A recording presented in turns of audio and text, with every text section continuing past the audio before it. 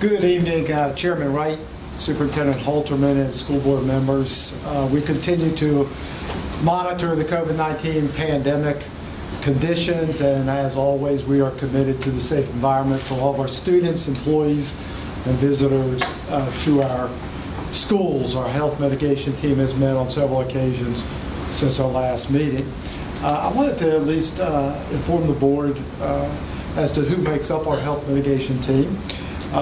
It's a diverse group of professionals that include a representation from both the local and the regional Virginia Department of Health.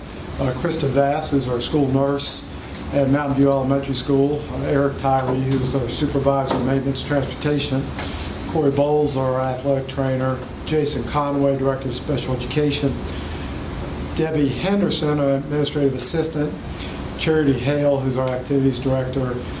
Ty Dobbs, principal at Sharon Elementary, Ms. Halterman, our superintendent, and myself. As you have already heard tonight, Governor Youngkin has signed Senate Bill 739 into law on February 9th. And this bill allows parents of any child enrolled in public school to elect for such a child not to wear a mask while on school property. The bill provides that no parent making such a decision shall be required to provide any reason or any certification of the child's health or educational status, and that no child shall suffer any adverse disciplinary or academic consequences as a result of this parental decision. The bill also includes a language requiring school boards to comply with this no later than March 1. ACPS employees do need to continue to wear masks in school at this time. This is principally related to the DOLE standards.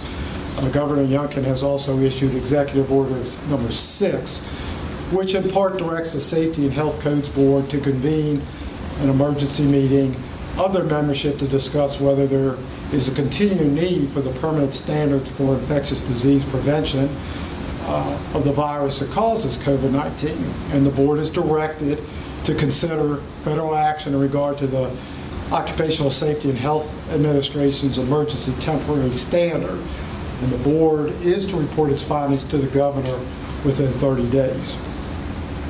The team, our health mitigation team, also reviewed several other key points as have been provided by the Virginia Department of Health and CDC. VDH, as you have likely heard, is moving away from contact tracing due to the rapid incubation and spread of the most recent COVID variant, with a more focused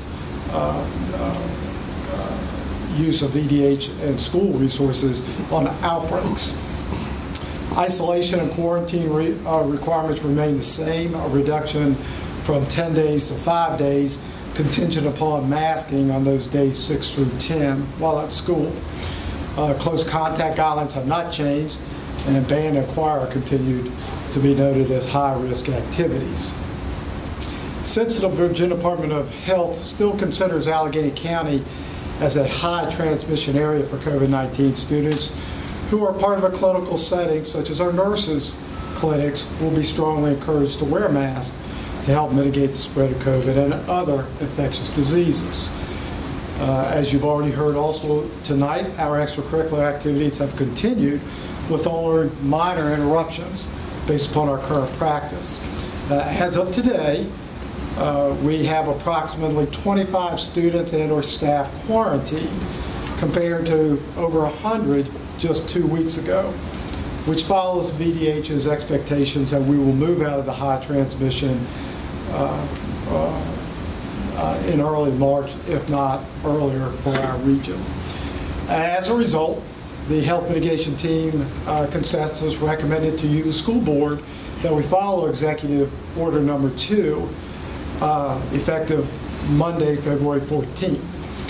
Even though Alleghany County Public Schools will no longer require students to wear masks indoors, mask wearing will of course be welcomed and encouraged because it's been an effective component of our layered response to COVID-19.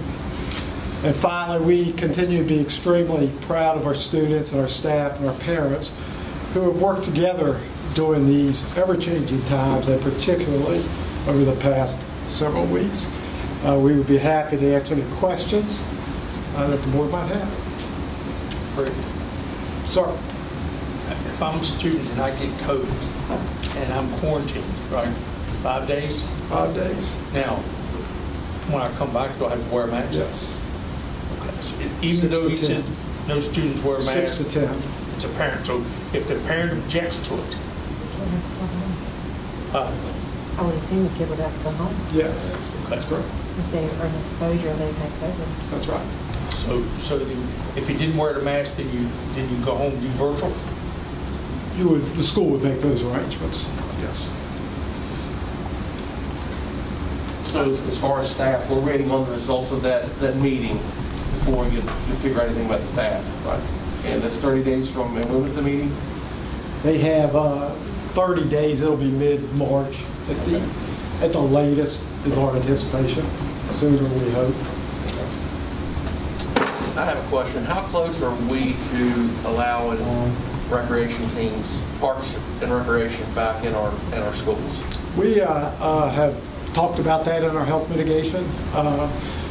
We have contact with Parks and Rec. We've not heard from Parks and Rec at this moment, and we're looking forward to having that conversation. Yeah, I went to and I want to say, we are lucky that we've got the Armory as a resource. That committee's been so gracious. I went to a volleyball game of my nieces there, and I got really concerned there with that facility because the girls were having to go out and use the bathroom in Port Johns. It was 30 degrees, and they're out there in shorts and a tank top. So that just, to me, that was kind of, I hated to see that. I'd really like to get there sooner than later. I know I've talked about this with Chairman Wright and Ms. Alterman. I feel like that's something that if we need to try to get as a priority, because I just think we're there for a while. There was no heat in the Armory, and that to an extent also has issues, I think, with health, and maybe not COVID health, but there's disadvantages to having kids get hot and cold in facilities where it's cold. And I also feel like this is if you're one of those parents or that it's as an extracurricular activity, you don't have to go to that. If you're ones that feels like being around that is a problem that you don't want to or you don't want to put your child in, it's not depriving them of any educational benefit if they don't participate. So I'd really like to see us get with Parks and Rec soon and get us back on, get our kids to use those gyms. I know I've talked to a parent in the city of Covington that is very adamant about that as well. So I think parents are at that point where they've given us the grace to do that without being very upset and boisterous about it. But I can see that changing in the near future. What would be? You said we're part of looking forward to having that conversation. What's stopping us from opening up to Parks and Rec now, other than that conversation? We've contacted Parks and Rec. Have not had that opportunity to speak with us with our health mitigation team since we last met.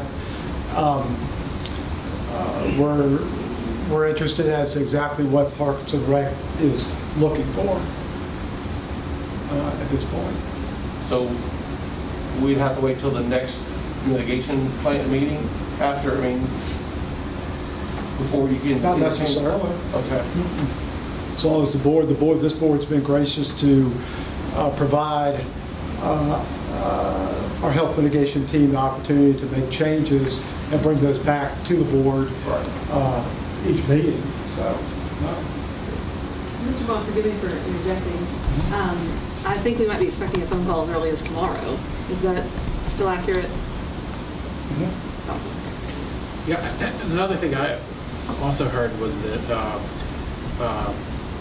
that there was a youth wrestling program that might not happen this season because of they can't use the central office gym. definitely want to make sure we look into that as well. Not heard of that. That's what some of the folks relate to parents. So the good thing is we're getting ready to come up on spring season with softball, and baseball, and soccer, and those can be played outside, so just a little bit more time. Any other questions for Mr. Vaughan? Okay. All right.